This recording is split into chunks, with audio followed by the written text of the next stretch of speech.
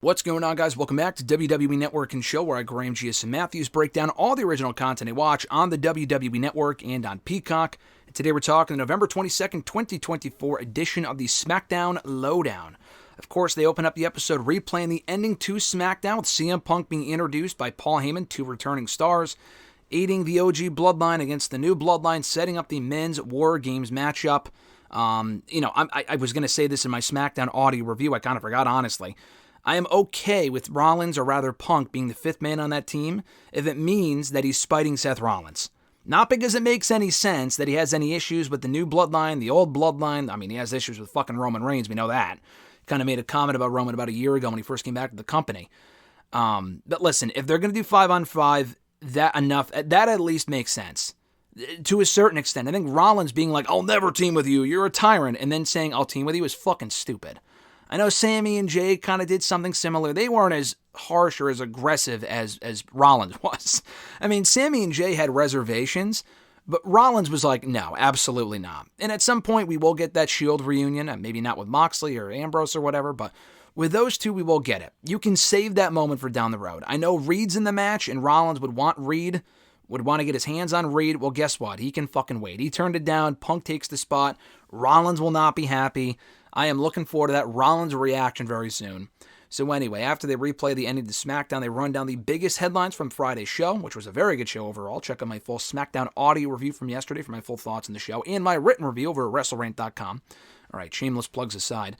They replay the women's triple threat match of this week's U.S. Championship quarterfinal triple threat with Bianca Belair, Chelsea Green, Blair Davenport. Chelsea Green winning by pinning Blair to advance in the tournament. We hear from Michin backstage afterward as she battles Piper Niven and now a mystery opponent for next week's show in another triple threat quarterfinal match. It was supposed to be Jade, but Jade got attacked on SmackDown on Friday night by a mystery person. We don't know who it was. So Michin says that, and Byron also brings up while he's interviewing Michin that she's never held gold before in WWE. She's a former Knockouts champion. He didn't mention that, but and even then, I mean, she was back in TNA back in 2022 for a cup of coffee and had a very good run there. But she did not win the Knockouts championship. I think she lost to, I want to say Mickie James at Bound for Glory that year. It was either Mickie or, I think it was Mickie James. I don't remember who it was. It might have been Jordan Grace. But either way, she has not held gold in a very long time. Not in TNA, and that was in 2016, never in WWE. So she kind of is like, I kind of want to be. She was bothered by that comment. But she does say here that she had been preparing for Jade and Piper. But now that has to change because they don't know who they're preparing for because Jade's not in the match anymore. But she will be ready regardless. You got to stay ready, not get ready. And she wants to prove, weapon or not, kendo stick or not, that she can beat the best that WWE has to offer. So back in the studio, Megan Morant, Scott Stanford previewed that triple threat match for next week's SmackDown, which has already been taped, by the way. Next week's SmackDown, I think probably because of the Thanksgiving holiday, they would have to travel in on Thursday night. Thanksgiving night, so they're not doing that this year, which I like. I appreciate that. A lot of tape shows recently, but if it's a plus for the talent, that's great. That's great news. They do replay the Cody Rhodes, Kevin Owens segment, which was strong stuff. Great promos from those two. Scott Stanford specifically teased Saturday night's main event. Now, Cody Rhodes did say in his promo, he said, we can face off on SmackDown next week. We can face off at Survivor Series, Saturday night's main event. So, I mean, he did mention multiple places where they could have their match, and Owens did not hone in on any single one. But it looks like, per the report, per WWE's kind of branding of it, and what even Scott Stanford said here, he did not mention Survivor Series, which is the next big show. He mentioned Saturday night's main event. He did not mention Survivor Series for a reason, because it probably will happen at Saturday night's main event. That was the belief. That's what they're doing. And I wanted that Survivor Series. I thought it was dumb that they weren't doing it on that show. I mean, it kind of is. This is going to be the second or third straight pay-per-view that Cody will not be defending his world championship on, which is just stupid. But they don't want Owens getting cheered in Canada, so it is what it is. That sucks for Owens that he won't be in action on that show, seemingly, but it is what it is, I guess. We hear from Carmelo Hayes backstage with Byron Saxton after that. He will be facing Cody Rhodes after getting into a shoving match with him on SmackDown. This week, they're facing off in a rematch from the draft earlier this year next week. Carmelo Hayes says that Cody took out his frustration with Kevin Owens on him backstage, and instead of evaluating, my second round or rather first round draft pick, he should be evaluating his own friendships. Megan Moran says that a lot has changed since the draft, which is true. Cody's been champion for a lot longer. Carmelo has grown since then in the feud with Andrade. He was in Money in the Bank. He's had a pretty good year overall, has Carmelo Hayes. Also the stuff in NXT, which was before the draft, but you get my point. Should be an interesting outing next week on SmackDown as they run it back for the first time since April.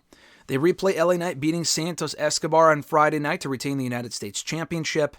Also, the shenanigans from Shinsuke. They didn't show the promo that he cut, but they did show his post-match attack on Knight for the second straight week. We hear from Andrade backstage afterward that we have not seen on SmackDown, I believe, since he lost that Triple Threat United States Championship match, speaking of the U.S. title, back at Crown Jewel earlier this month. He says that Nakamura cannot just come back and get a shot of the belt. He's got to wait in line. He's got to get in the back of the line. And says that he'll be the one to face LA Knight, or rather beat LA Knight for the United States Championship. And he's already gotten 2 opportunities. He had that Triple Threat, which he was not pinned in, by the way. But he also did face Knight one-on-one at one point a couple of months ago and lost that too. So, you can't say that Knight or Andrade should be the one because he's already lost multiple times. Anyway, he does say if Nakamura wants a shot, he can meet him in the ring next week to see if he has an issue. If he has an issue with Andrade saying that he'll be the one to take the title. If Nakamura's got a problem with that, they can have a match next week on the show. So, they didn't advertise that or officially announce it, but it sounds like we might be getting Andrade and Nakamura one-on-one on SmackDown next week. Hey, no complaints here. Give him some time, have a good match. Nakamura will win, obviously. But that should be a fun match if it's given the time it deserves between 2 former NXT champions. They replayed Bayley and Naomi versus Tiffany Stratton and Candice LeRae, which ended in a DQ win for the babyfaces after Nia Jax got involved. They also replay the War Games madness with Rhea coming out, Liv, Raquel, everyone coming out ahead of Women's War Games next week. I don't know if Bianca was out there. She was probably tending to Jade, so probably not. But I know Io was out there. I don't think Bianca may have been. I don't think she was. I'm pretty sure it was Bayley, Naomi, Io, and Rhea, if I'm not mistaken. But anyway, they replay the ending to the show as well, again, with CM Punk coming out, joining the Men's War Games match, aiding Roman Reigns for Paul Heyman. They hype up and preview the Men's War Games match for Survivor Series next Saturday. And Megan Moran questions, as I said earlier, what Seth Rollins' reaction will be. We might find out on Monday's Raw, if not soon after, but it's clearly going to play a factor in that upcoming Rollins-Punk feud that we were robbed of earlier this year, that they are clearly saving for WrestleMania, come WrestleMania 41. So I'm looking forward to that. Quality edition of SmackDown LowDown here, following a quality SmackDown on Friday night. As I said earlier, check out my full SmackDown audio review in audio form here on the channel from yesterday, and my written review of the show also available right now on WrestleRant.com. And this was decent stuff on SmackDown LowDown. So thank you guys for checking out my review. I appreciate it. Be sure to like the video, drop a comment, share the video, and subscribe to the channel for more daily content. As I mentioned in my SmackDown audio review yesterday, I'm hoping to review SmackDown because it's been so inconsistent the last couple of weeks, whether it be the Saudi Arabia show, or I was at a wedding, I was away last weekend, so a lot of stuff going on. Haven't had a lot of consistent SmackDown reviews here on the channel. It's been every other week for a while now. I am hoping to do one next week before the pay-per-view. The pay-per-view is earlier than usual. It's earlier than 8 p.m. Eastern. It's at 6 p.m., but it's not at 1, 2, or 3 in the early afternoon, so I should have a chance to review the show before the pay-per-view that night, and hopefully SmackDown LowDown as well, so keep an eye out for that. Until next time, folks, I'm Graham Giason Matthews. Have an awesome one, and I'll catch your ass down the road.